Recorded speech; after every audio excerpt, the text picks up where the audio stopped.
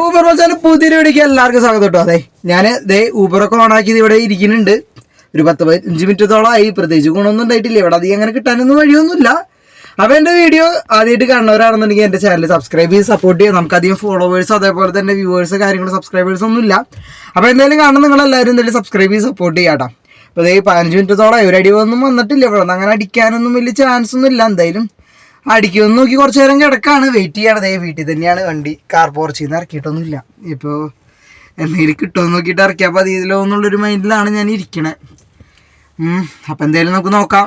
അതെ, ഞാൻ വീട്ടിൽ തന്നെയാണ് കേട്ടോ.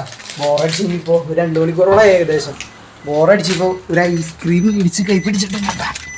സംഭവം അമൂലിൻ്റെ എപ്പിക്കാണ്. 100 രൂപയാണ് കേസിൻ്റെ വില. 100 രൂപയുടെ ഐസ്ക്രീം കഴിക്കാൻ പോകട്ടാ. ഇതാണ് അമൂലിൻ്റെ എപ്പിക്ക് ആൽമണ്ട് വിത്ത് ബെൽജിയം ചോക്ലേറ്റ് കേട്ടോ. ഗോൾഡാണ് ഇതിൻ്റെ വില. അതേ കാണിച്ചു തരാം കേട്ടോ. 100 രൂപയാണ് കേട്ടോ. എഴുതിയാണ്ടെ. അപ്പോൾ എന്തായാലും ഞാൻ കഴിച്ചു നോക്കാം. കഴിച്ചു നോക്കിയിട്ട് എങ്ങനെയുണ്ടെന്ന് പറയാം കേട്ടോ.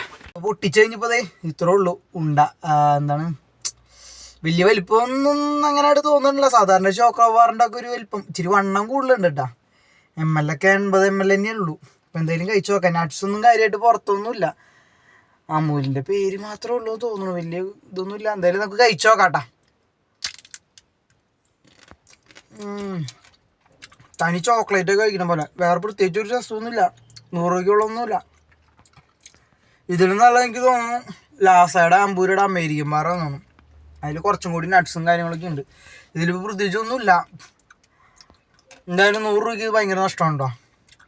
അപ്പം മച്ചാമാരെ കുറച്ച് നേരം കൂടി ആയി. ഒരു ഏകദേശം ഒരു 2 മണിക്കൂറിൻ്റെ അടുത്ത് തന്നെയായി. ഐസ്ക്രീമൊക്കെ കഴിച്ച് കഴിഞ്ഞ് ട്രിപ്പൊക്കെ ഇട്ട് ഇങ്ങനെ ഇരിക്കുകയാണ്. ഏകദേശം ഇപ്പോൾ ഒരു 11 മണി കഴിഞ്ഞു.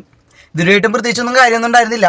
ഇവിടെ നിന്ന് അടിക്കാൻ വളരെ ചാൻസ് കുറവാണ്. പിന്നെ ഞാൻ രാവിലെ പള്ളിയിൽ പോയി വന്ന് കഴിഞ്ഞപ്പോൾ നേരം വൈകിയിരുന്നു.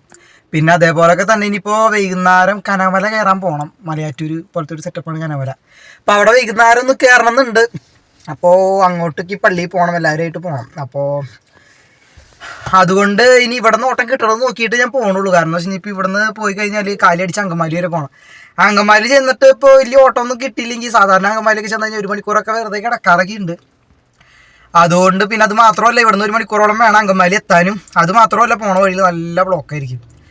അതുകൊണ്ട് ഞാനിങ്ങനെ മടി പിടിച്ചിരിക്കണേ. ഇവിടെ നിന്ന് ഓട്ടം കിട്ടുകയാണെങ്കിൽ പോവാം എന്നുള്ളൊരു മൈൻഡിലാണ്. ഇപ്പോഴും അങ്ങനെ തന്നെയാണ് ഇരിക്കണേ. ഇവിടെ നിന്ന് കിട്ടിയിട്ടേ പോകണുള്ളൂ. അല്ലെങ്കിൽ നമ്മൾ ഇവിടെ നിന്ന് ഒരു 30-35 കിലോമീറ്റർ അങ്ങോട്ട് കാര്യം പോയി അവിടെ നിന്ന് പിന്നെ ചിലപ്പോൾ വൈറ്റിലൊക്കെ ആയിരിക്കും നിൽക്കണമെന്നുണ്ടെങ്കിൽ അവിടെ നിന്ന് വീണ്ടും ഞാനൊരു 70 കിലോമീറ്ററോളം കാര്യം വരണം. അതിൻ്റെ ഇടയിൽ 2 ഓട്ടോ ഓടാൻ പറ്റുന്നുണ്ടെങ്കിൽ പോകാണ്ടിരിക്കുന്നതൊക്കെ കണക്കാം. അപ്പോൾ അതുകൊണ്ടാണ് ഇവിടെ നിന്ന് അടിവരെ നോക്കി നിൽക്കണേ.